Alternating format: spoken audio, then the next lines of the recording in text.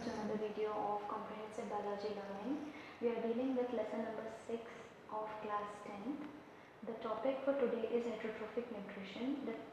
This topic is given on page number 98 to page number 100 of your NCERT textbook. So before you watch this video, please go and read those 2 pages and underline all the hard words and doubt that you find. We'll try to solve them over here in this particular video.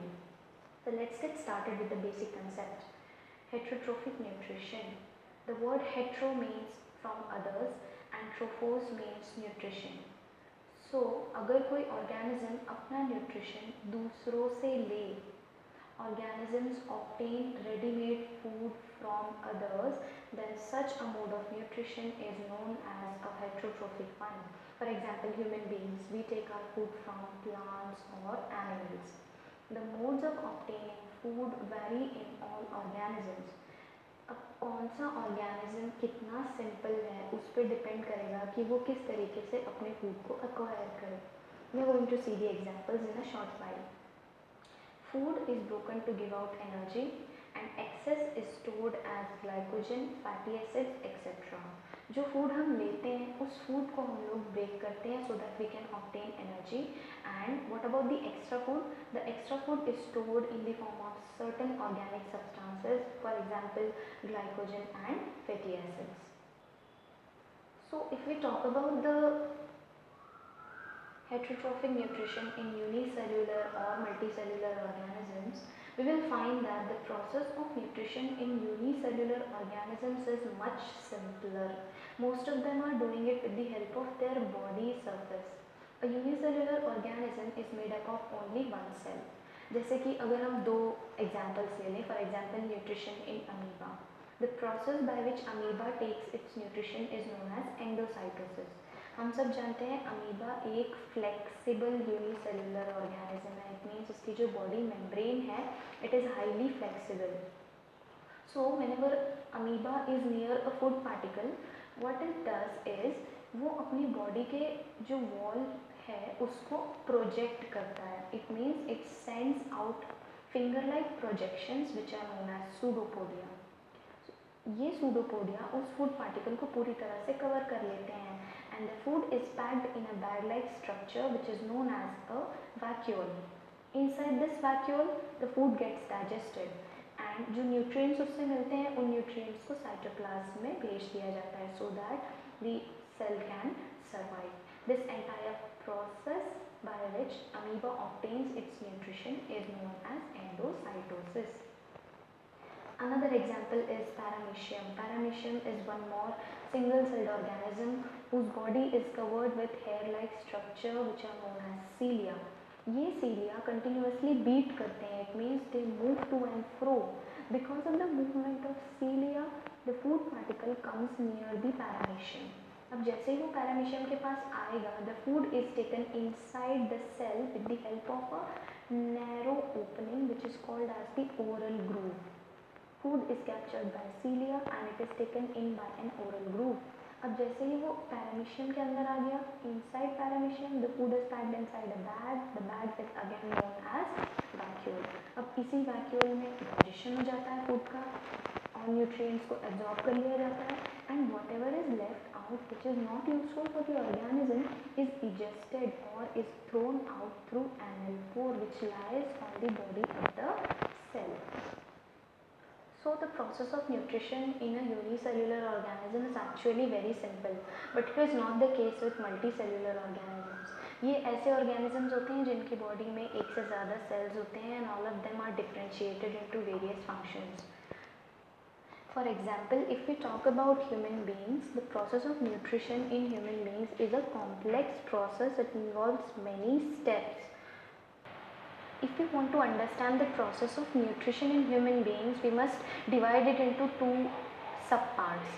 First is the system through which nutrition comes in, and second is the process by which the nutrition is taken. So the system by which human beings obtain their nutrition is known as the digestive system or the alimentary canal, and the process is of course a multi-step process.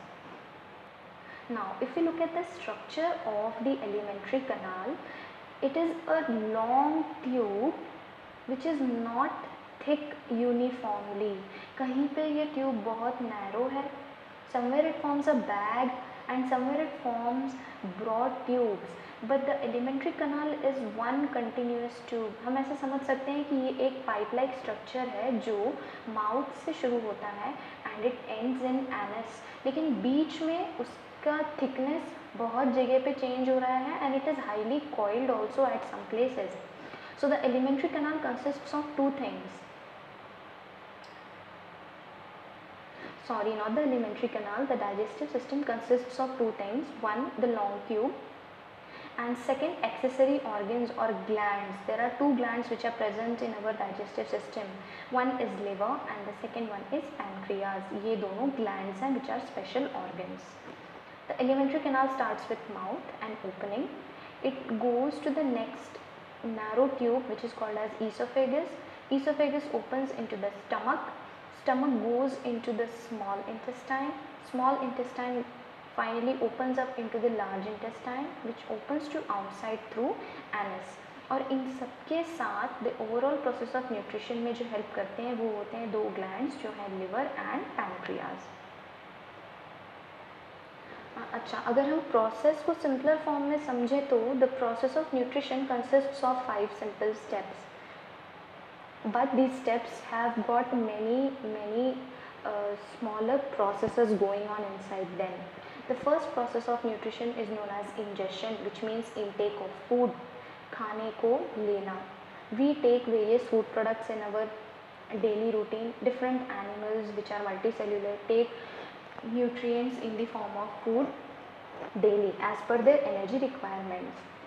Once the food is taken in, it is digested. It means the process of breakdown of food into simpler substances. वो simpler substances और कुछ नहीं but nutrients हैं. एक बार nutrients हमारे पास आ गए, then starts the third process which is absorption. Absorption का मतलब है nutrients को cells तक पहुँचाना so that the cells can use them. For example, proteins are used in cell repair. Sugar is used in obtaining energy. Assimilation.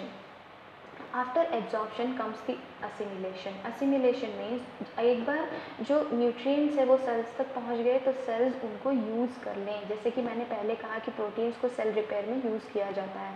So the process by which a particular nutrient is utilized is termed as assimilation. And the last step of nutrition is digestion. जो भी हम food लेते हैं उसका सभी part digested नहीं होते हैं. Some parts remain undigested, and the undigested part of the food cannot remain in the body. It has to be thrown out. It is done by the process of digestion. So in the next video we are going to see how the food is actually digested in the digestive system. Thank you for watching this video.